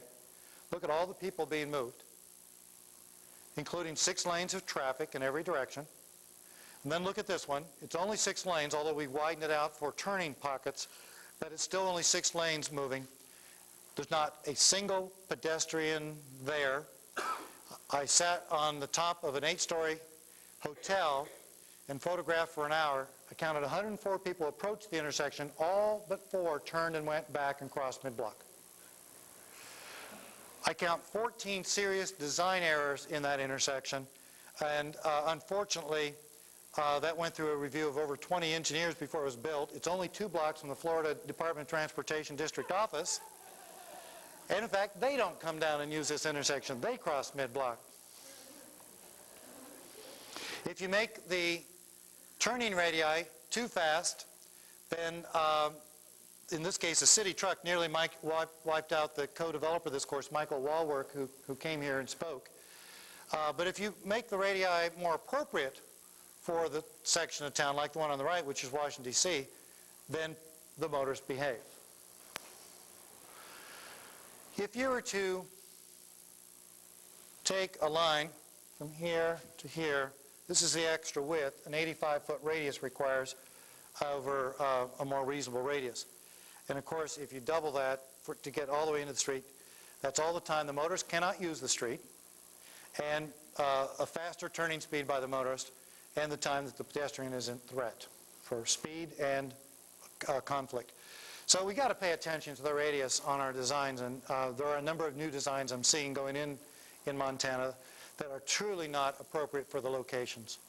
Same is true with driveways. You may not want them as tight as this one on State Street in Santa Barbara, which is the next pro-bike, pro-ped conference. But this one's good because State Street, the speeds are only 20, and this enforces appropriate speeds. Anyone who has a Jag can turn that corner fast and buy a new set of tires if they want, but the point is most motorists don't want to go out and buy a pair of tires, so they'll be more considerate of the pedestrian. Notice too, I like this as a comparison. This also is on Mercer Island. Appropriate width driveway out of a McDonald's, and because of the bike lanes, we have more turning radius. Notice the next lot over, they built the driveway too wide, and now the motorist might turn in too fast. It's more exposed area for the pedestrian. These are the details that you hire good engineers for and retain them. And again, notice the benefits of having bike lanes for adding to your entry for driveways and keeping the driveways tight. Channelized islands are coming. As we build bigger highways, we need to help the pedestrian get across each direction of threat. So you eliminate the right turning movement first with the channelized island, especially when you have trucks and other needs. But if you build them, you have to build them right. This one's in Ottawa. Notice the pedestrian is crossing at a natural place to cross, not down here, right? The motorist will be going too fast. The motorist will be looking over their shoulder down here. The pedestrian is doing the desirable thing. If we design the channel right, she would actually be crossing more like here. This is an interesting photo because very shortly after she tried to get in, the motorist honked at her. The person standing with me went over and beat on the car and told the motorist to grow up, that this was bad engineering, and she was a bad driver because of bad engineering. And actually, it was an interesting conflict. But they've had several pedestrians hit there because, again, it's bad design. We have to be careful how we design a slip lane. This one is correctly designed. It's in Juneau. When you design it with that 55 or 60 degree slip angle, the motors have to come in slow and therefore have a good lineup to see the traffic. You get better capacity with this design than you do with the one in the left. And the motors come in slow. They will yield to the pedestrians. Their behavior is much improved. I can prove that at this intersection. This is the proper angle. And what I will do is I will come here and stand, and when the motorist is a reasonable distance out where I can ask permission to cross, I just simply put 1 foot forward and show that I'm wanting to cross the street. I did that, 12 motors came, all 12 motors came to a stop and motioned me to cross, and all of them have a smile on their face. I then came across the street. I was here, now I'm here. Notice the geometry is not right, it's wrong. Now there's even a crosswalk, so I put 1 foot forward, and the first motorist doesn't stop. In fact, all 12 did not, so I put a second foot in, no one stops. Finally went all the way to the middle. The next motorist drove up on the island to keep going, right? And they were all angry. I could tell they were angry. We have to get the geometry right. And again, all these principles we try to point out when we do the course, and your traffic engineer has gone to the course. Is there anything wrong with this channelized island? If there was a pedestrian standing there, would you see him or her? In fact, there is. This is Where's Michael? And I took that exactly from the vantage point of the motorist. Again, we have to get the geometry right if we're going to get the operations right. In snow country, the motorist will actually paint the correct angle for the approach. This is an anchorage, and if you give them enough room and not a wide open sweeping radius, they will line up with that 50 or 60 degree angle. We can see it. You can also see it on some treatments just with oil pan drippings and things like that. The motorists know best. There's some controversy, especially here in the West, on whether or not crosswalks give us a false sense of security. I don't know the answer to it. I will say that the research that's been done, the methodology is severely faulted and is being relooked at by the Federal Highway Administration. In fact, one of my jobs is to travel around the country as a scout and find crosswalks that will be in the new study. Notice this one has no crosswalk markings. They've worn off. And as the children go in front of the blunt end of that truck, they will not be seen. We need crosswalks. We need stop bars. We need vehicles to stop where they should and not to have to gauge themselves on some blind guess as to where the intersect lines are and pull too far forward. And then, of course, there are these embarrassments. San Diego is pulling out virtually all of their crosswalks. What guidance does the motorist have? I mean, look how silly it is. You're telling the pedestrian to walk down to a non-existent crosswalk to cross. So these are real important details, and we need to get them right. The one here, I took this picture because I almost hit a pedestrian here. It's Hood River, Oregon. And you can see the problems. The pedestrian's looking into the glare. As a driver, I don't have a clue there's a pedestrian about to step out. So maybe we put in a pocket, a bulb out, but somehow we have the pedestrian stand at a location where we can see. This is in another town in Oregon, and this particular crosswalk, I don't think anyone here would cross there. Am I right? I counted 83 children crossing to a library in a period of about an hour. Not one of them used this crosswalk. They all picked a better location within about 200 feet of this location. I turned the camera around. If I had taken the picture, you would see it. It's the Public Works Department. Right? So sometimes the answers, just by watching, that our children know better place to cross than we do. I think King County, Seattle area, is doing the best job with crosswalk markings. This one uses less material. It's more visible. And the motorist wheels track to the middle, therefore it wears and therefore is useful throughout the year. So in snow country especially, I think it's real important that we pay attention to the design of our crosswalk markings. This, I think, is the kind of treatment we could add to some of the risky places like on Broadway that don't have enough identification. The raised medians help preserve and protect a good place for pedestrians to cross, separate the conflicts in time and place, give very adequate notice to the motorist. This particular one, which is in Kirkland, Washington, is getting nearly a 100% yield from the motorist. It's very good. In Kirkland, they're trying another technique, and that's the Japanese flags. You can see them here. And basically, the pedestrian grabs the flag, extends the flag, and it's kind of neat for two reasons. One, it puts the onus on the pedestrian to send a message to the motorist. I'd like to cross the street, please. And the motorist seemed to respond quite well. In fact, this is my wife crossing the street. All she had to do is go over toward the flags, and all the motors on both sides of the street came to a stop. So they've really done a very good job, and this is modern engineering. Kirkland's not that far to go and see some of the techniques. As you enter Kirkland, they've got a very clear message. If you're going to come into our town, you are going to obey the crosswalks. It's a double message for the pedestrians and the motorists. And then they have a rotating sign that gets moved around the community so that they're catching motorists off guard who might have lived there for a while, who don't normally see signs. They're being reminded that they better stop for pedestrians. So it's a programming as well as a design issue. Now this moves us to the tougher side of the issue. How many of you would go down and use that signal? How many of you see the signal? Okay. We need to put in sensible crossings mid-block because the blocks are very, very wide. This one, nobody goes down to use the crosswalk. This is the natural desert line. In fact, I have never seen a pedestrian go down and use the intersection, which is much more dangerous. And this is right in front of the legislature for Florida. This is the Florida legislature. And again, we've got to make sure our laws and our engineering signing reflect good practice. Go ahead and advance this one, Roger. I'm real concerned that we look at places that are lethal and correct them. This one has lost 16 lives in 16 years. Tennessee Street in Tallahassee, right in front of the Florida State University campus.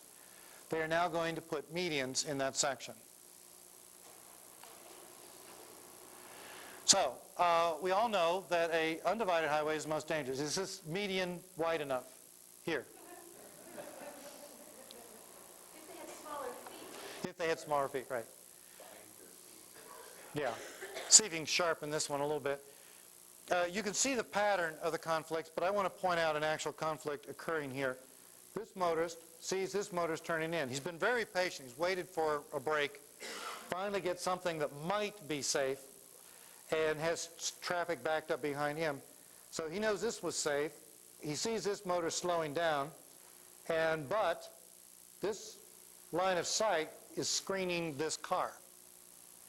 In this particular town, the city manager was caught in exactly that crash right there. If the car, the third one back, is traveling too fast or is closer, is still being screened, then this is a T-bone crash. It's a very lethal crash. So we know there are real problems with scramble lanes. But how big is the problem? These two charts show it pretty well. In Florida now, we're trying to build medians everywhere where we had scrambles as best we can. So we do know that when we had the scrambles, two-way left turn lanes, that we were getting, as you see, 947 crashes per million vehicle miles, that as soon as we put them in, we basically cut them in half. In terms of injuries, we cut them more than in half. But in terms of death, and I'm told we can now add 3 more years onto this figure, we've never had a fatality. That's good safety. And you can see it on 4 lanes with 5 going down to median from the previous section. And you can see it with 6 lanes. In all cases, we can nearly guarantee we can cut the serious crashes in half. For the pedestrians, the prospect is even better once you put in medians. Notice that the people being injured in scrambles who are walking are our best pedestrians being hit by our best drivers on the best days and the best conditions. Well, as a result, the Florida Department of Transportation now is highly recommending access management rules, medians. And we've done a lot of analysis along with Georgia and find out that those who perceive it as safer include every category. Those perceiving as better operations include all categories, and those in favor, all categories.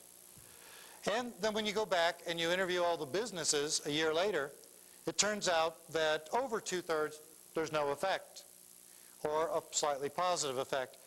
There are some that suffer a loss.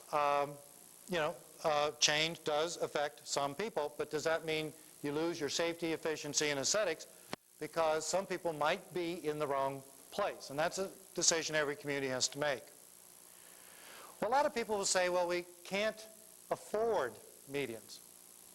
Turns out The construction costs cheaper. You don't have to lay the asphalt. You don't have to have the drainage. You don't have to have the base. You don't have to paint it.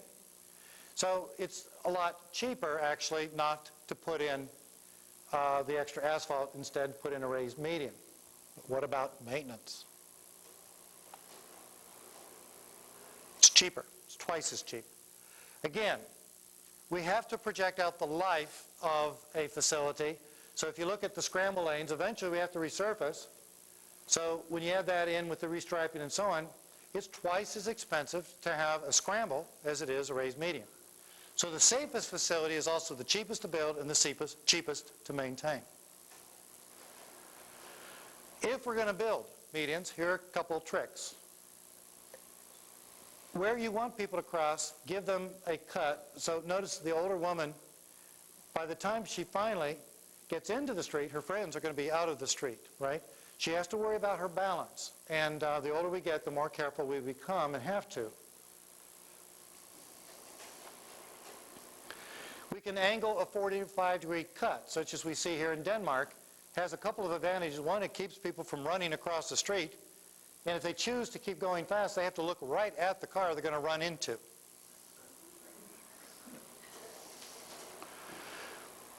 This treatment in Venice, Italy, we've got a transit stop here and one on the other side of the street.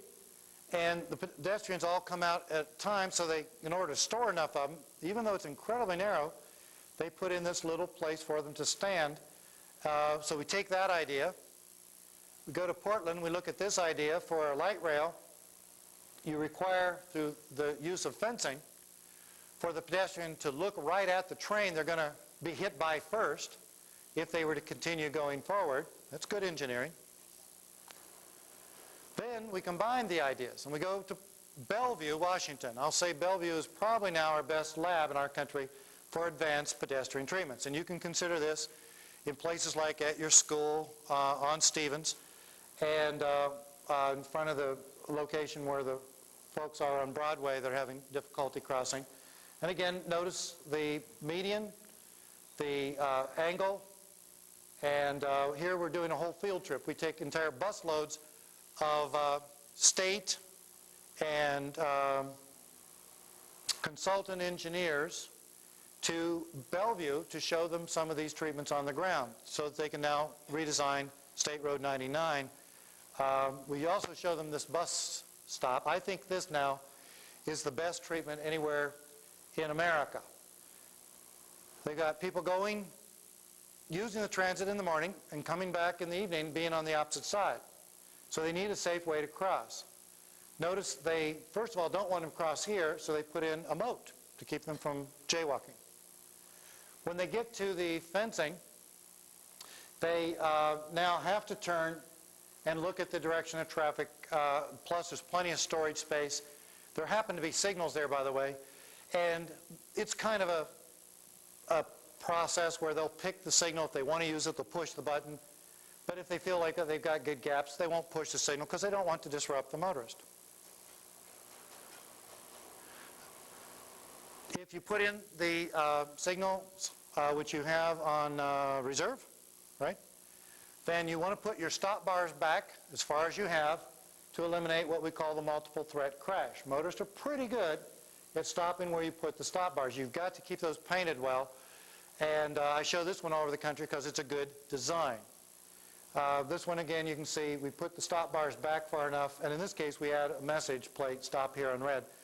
And we get real good compliance, and it eliminates the possibility of one motor stopping, creating a shield or a screen, and then the next motorist not knowing why the other motor stopped, even though there's a perfectly good light right there. If you put in mid-block crossings and signalize them, you've got to give a reasonably hot response to the pedestrian. They didn't here. Notice the pedestrians crossing, all of them crossing, without waiting for the signal because it takes over 3 minutes. And then, of course, what happens when the motorists get there? Who are the motorists waiting for? Nobody. So, also in Bellevue, this is a bicycle trail crossing, same 45-degree angle. And in this case, notice the pedestrian is watching for traffic. She did not push the button. we did post-crossing surveys of pedestrians and find out very few of them ever push the button. Because again, they want to be nice to the motorist, they don't want to stop the motorist. And they can see good gaps coming.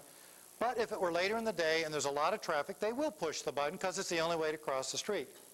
And notice too, a young child will push the button because he or she doesn't trust their judgment and they do want the signal. So these are all things we're learning together. I like the one here in Salt Lake. Notice the cut in the middle also preserves material and acts as a better way for travel for wheelchairs, bicycles, rollerblades, so that they're not going over the thump, thump, thump, thump of the crossing.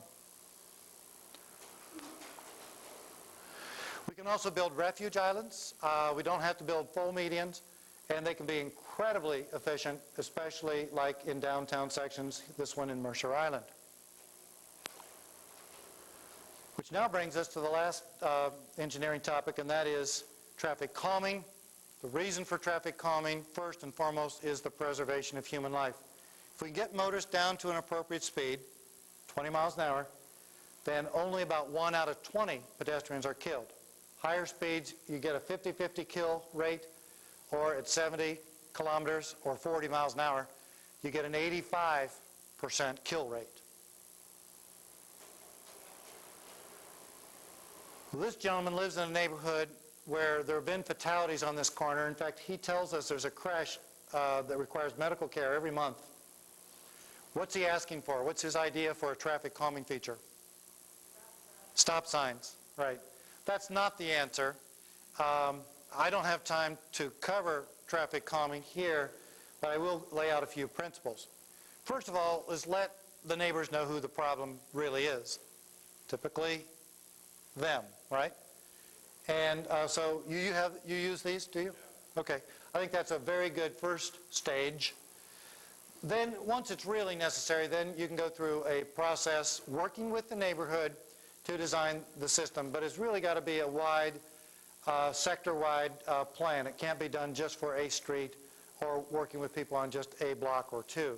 And that's what everyone is learning throughout the nation, is to design really good places by having everybody involved, which means a lot more public participation. Also make sure they're bicycle friendly. This one in Edmonds is a half bulb. It's very good. A person needs to cross, first of all in a wheelchair, gets down at grade and can rest where they can be seen and see, but it's not so far out that the pedestrian gets pinched down to no space whatsoever. So it's fairly efficient. This one, which is in Grand Junction, again, they've thought through some of the needs of bicycling community, and they aren't pinching the bicyclists into the lane. They've got a speed table and a shifting of alignment at this one, so it's a double treatment, plus allows the space for the bicyclists to travel without being pinched into traffic. There are many different solutions.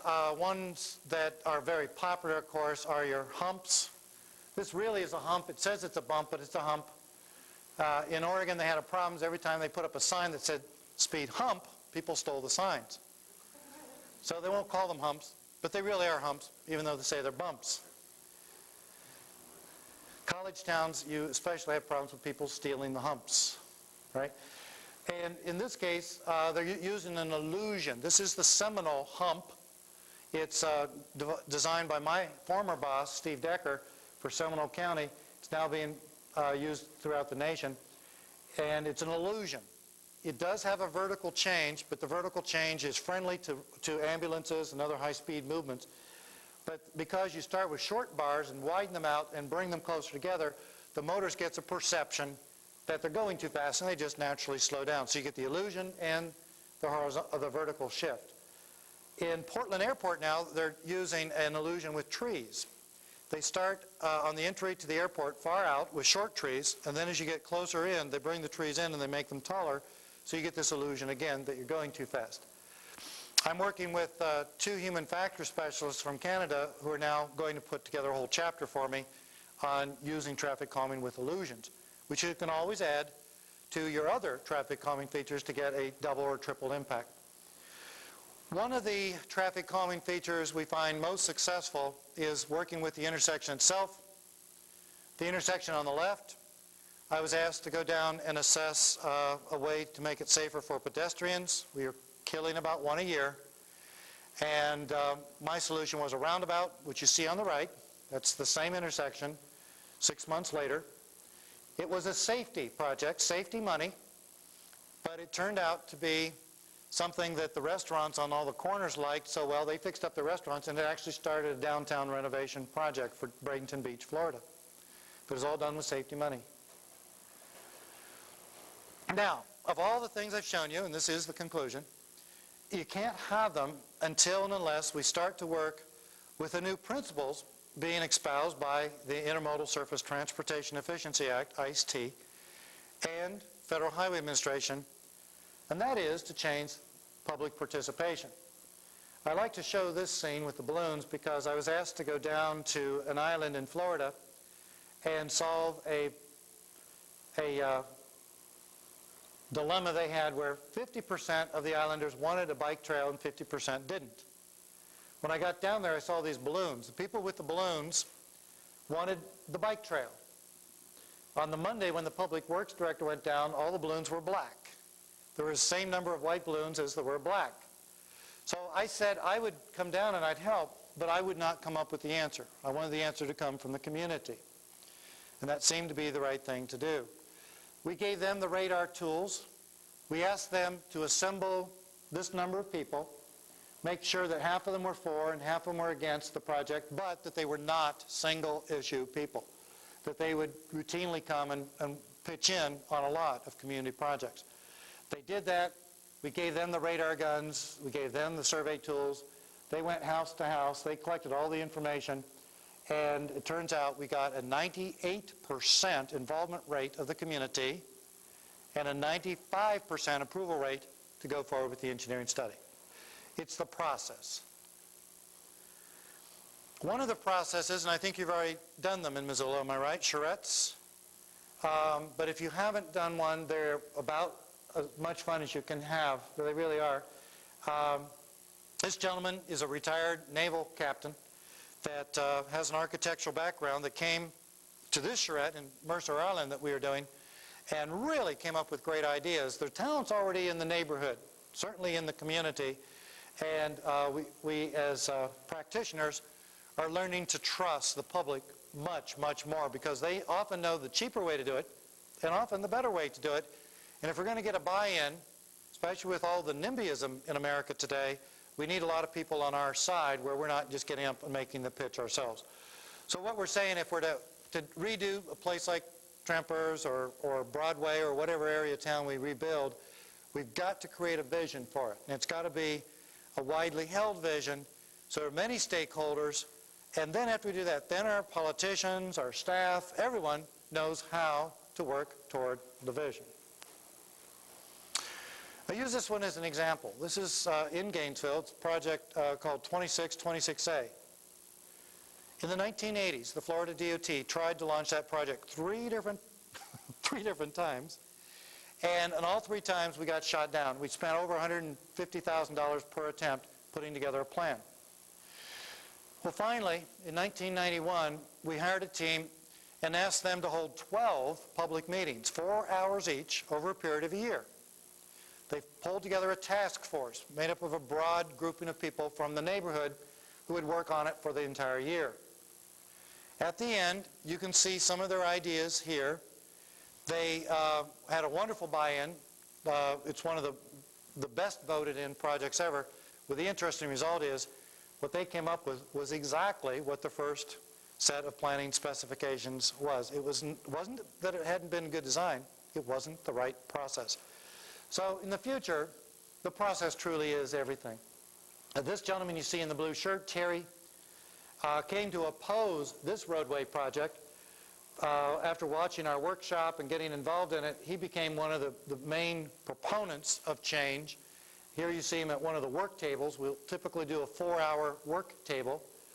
And he then later sold the idea to the Chamber of Commerce and to all the service clubs in town and was one of the strongest proponents. Again, everyone develops a sense of ownership. The team on the left in Las Vegas, where they have the 4th highest fatality rate for pedestrians in the nation, we took 3 corridors, 2 miles each, and spent a whole week. We brought in 4 professionals to work on the project, but then asked the Nevada DOT to give us their top 5 engineers. We got the state safety engineer, the state ped bike coordinator, the state roadway design engineer, and the state traffic operations engineer. The county gave us 4 of their top engineers, and Las Vegas gave us 4 of their top engineers, and then we brought in a few extra folks from like Portland and other places. After everyone went out and studied the corridors, spent a week doing this, not only had we trained all the top engineers in the state, county, and city, but we came up with some pretty good solutions. And also on the whimsical side, we redesigned the strip.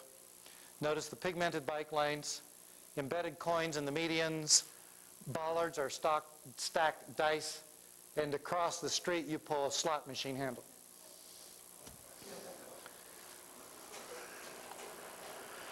Now, as a closing, let me emphasize what we've been talking about tonight is really the future of Missoula and any great town.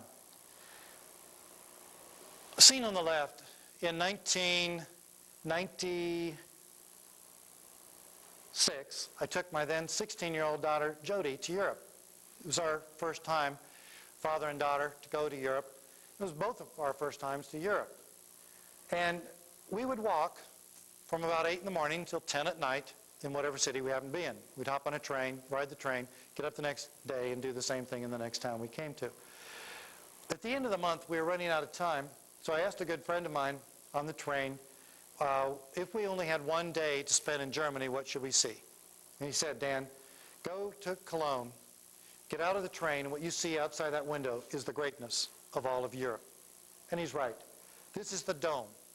It took 250 years to build this cathedral. Now imagine yourself as an architect, a citizen, an engineer. In your lifetime, the most you'll ever see is the foundation. But you work on it and you believe on it because every person in this room must, in your lifetime, envision something that will outlive you in its construction. It's that important. Point number 2 in my closing is we have to regain trust. My second trip to Europe was to Barcelona. This is Barcelona. I took over 80 rolls of film. And I saw a lot of scenes like this and couldn't interpret them. So when I came back to our country, I went to my mentor, Ramon Trias, an architect born, raised, trained in Barcelona. And I showed this scene to Ramon, and I said, Ramon, what is happening here? What's the secret? And he turned to me with a smile and he said, Dan, you have just seen and discovered the secret of Barcelona. These children are being led around by the great architects, planners, politicians, engineers, developers of this street. People dedicate their time to do that because they realize these are the next taxpayers in Barcelona. As a result of this culture, of this process, one of the things that we've seen recently in Barcelona is they spent $3 billion to take down the freeway that separated the Mediterranean from the downtown, hired 100 architects and built 100 parks. They couldn't have done it without their secret. Well, the next story relates to this scene. In 1981, I was invited to lead a trip to China. Before I went over, I studied, and one night invited home a Chinese student and asked him at the end of the evening, what was it about America that impressed him more than anything else? And he thought very quickly and said, Dan, it's the wonderful freedoms you have in your country. I thought about that, but then as Wang was leaving, I asked him, what is it about America that frightens you the most? He said, Dan, it's how you people abuse your freedoms. And think about that. Every time we speed or people want driveways where they shouldn't have them or insist that we just keep pushing the margins out into the hinterland and don't pay attention to sustainability and the issues that really matter, we're stealing away the freedoms of the people who no longer can walk, no longer bicycle, no longer do the things that we consider quality of life. I mentioned I'd come back to Crested Butte and show you these scenes. This is the town council for Crested Butte. They're simple people who believe that their town can work on a very dignified budget. In the mid-1980s, they had not paved any of the streets. They knew it was time, and in deciding how wide to pave their streets, they looked at their budget and they decided they had enough money to pave the streets 24 feet wide. And that's what they did. They built all the streets 24 feet wide. Turns out to be a good design for the traffic speeds and all the other needs. Later on, the council realized they needed street lamps if they were to have good security at night, but they didn't have any money. So they called around on the telephone, found a town, Burbank, California, had a whole junkyard full of them. So they traded them beads and T-shirts for 150 street lamps. The unfortunate thing about Crested Butte is that when I was there about 1.5 months ago, they told me they had never, ever had a pedestrian injury. Last Saturday on my email, I saw a message come across. A young girl, 7 years old, was killed in Crested Butte. So we all have to be vigilant about everything we do. Certainly they've got good design, they've really cared about it, but we've really got to pay attention to make sure everybody understands what we're trying to accomplish. Coming back to Jackson, Wyoming, showing this scene, this particular hole in the roof. It's a gaping tooth to me. The policy in Jackson Hole is to have a boardwalk throughout the downtown and to protect the boardwalk so that you don't get the ice and the snow buildup so people can walk. This particular store went to the town council and asked for an exemption. They didn't feel that was right. It wasn't in their freedoms to put up the canopy. As a result, a lot of people don't use this half of the block. They go to the other side of the street. If we're going to build a good town, a good place, we've got to be consistent in our policies and practice and hold to them and understand them. If we're going to be elected to political office, we have to understand our responsibilities. This scene, in this sidewalk, the gentleman in that house, after World War II, wanted a place for his children to be able to play, but he also wanted his children to be able to walk to parks and to schools. He knew how to build sidewalks because he and his father had paid their way through the Depression, building sidewalks when people could afford them. So he built this sidewalk in a very interesting way. He invited the entire neighborhood in, showed them how to build the sidewalk so that after the dinner party, they could go out and build theirs and make the linkages. I went back to this sidewalk 40 years later to see if my dad's dream came true.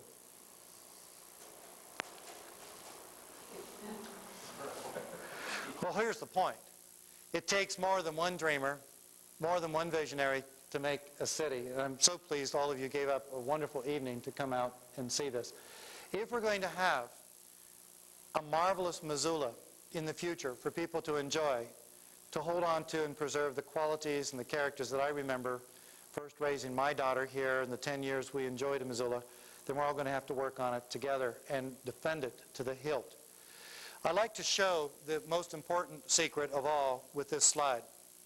Notice the pink granite here of North Carolina Hills. The architect, Ellington, had a dream of building two sister buildings, as you can see here, that would show the collaboration, the cooperation between the city and the county. He built the city hall according to his dream and gave the plans to the county to build their half of the version. But at some point, the county said, we don't even want to look like we're going to collaborate. So they hired a different architect, used a different stone to purposefully make the statement that in their city and their county there is no such thing as collaboration. As long as agencies and governments will not speak to one another, we cannot build real places for people. I think that's the most poignant and important point I can leave you with tonight. Thank you very much.